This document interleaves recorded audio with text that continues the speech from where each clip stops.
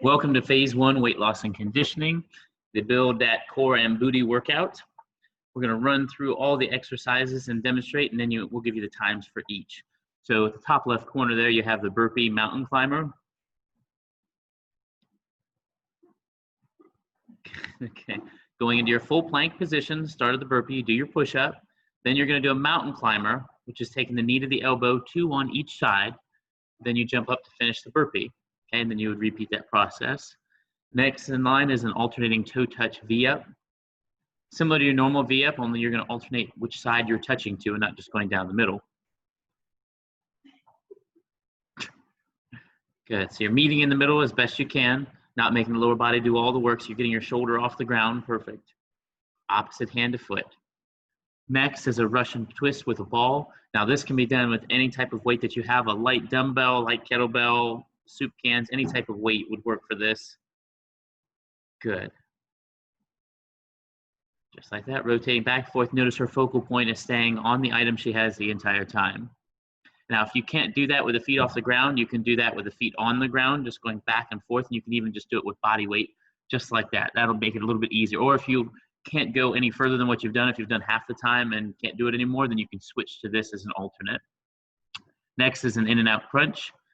Palms are on the ground. You're going to fold the whole body in together and then expand the whole body out, keeping your palms down the ground. Notice your shoulders never actually touch the ground. Perfect. And then lastly in that section, we have bicycles.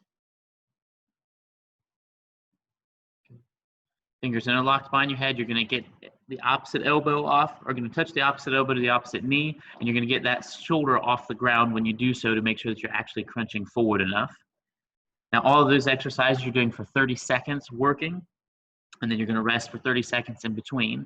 If you have a little bit more of an advanced level of fitness, then you could do 30 seconds working and cut it down to either no time resting or 10 seconds resting, depending on what you need. And you can run through that 3 to 4 times and then move on to our next list.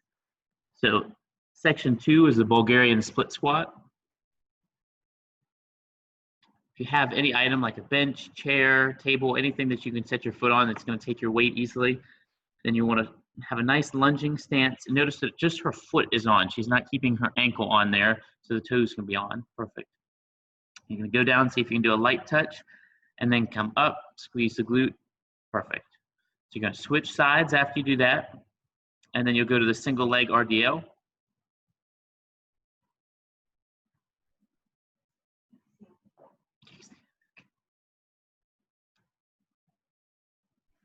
Good. So notice the back foot isn't being utilized as much. You have it bent at a 90-degree angle, and the toes are just touching the ground. Okay. When you go down, you want to push your hips up and back when you do that. That way you get a nice stretch in the hamstrings. You notice she's keeping a high, wide chest while she's doing this. She's not rounding at the back.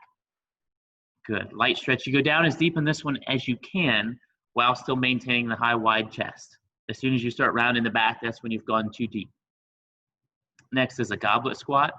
This simply means that whatever weight that you have is front-loaded right on the chest. Your elbows are scooped up underneath it. Feet are shoulder width apart. Toes are turned out 30 degrees. You're looking 5 feet in front of you on the ground. Go down to the squat. Hip crease goes below the knees, and then you come up. Good. We show them the profile real quick so they see the depth. Good. Hip crease goes below the knees, just like that. And you want to make sure when you go down that the hips don't come underneath you. You keep pushing them back. There we go. Okay. Next is a box jump. Good. If this one's a little bit too difficult, we can just go to either just a squat or a lunge for this one. Either one would be perfectly acceptable. Good. Or if you want to try something that's very low to the ground, like a light plank or anything like that, that would be fine. Get something that you can do for the entire round.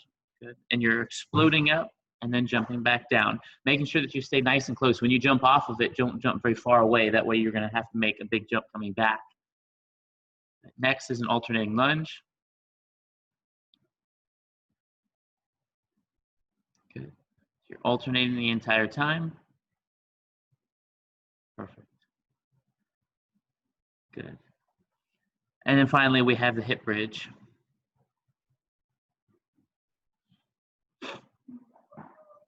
Good. Arms are out at a 45. Palms are down flat. Feet are squatting width apart. You're going to have a light touch on the ground, then come up, squeeze the glutes as high as you can. You want the hips to peak as high as they can. Perfect. Now in this section, you're doing 12 seconds per exercise, and you're going to try to run through this back-to-back times with as little rest as you possibly can. If you have to take a break, take one, but if not, try to at least run through the whole list once without taking a break, 12 seconds apiece. And you can run through this one anywhere from 4 to 6 times, depending on how much time that you have. Enjoy the workout. Let us know if you have any questions.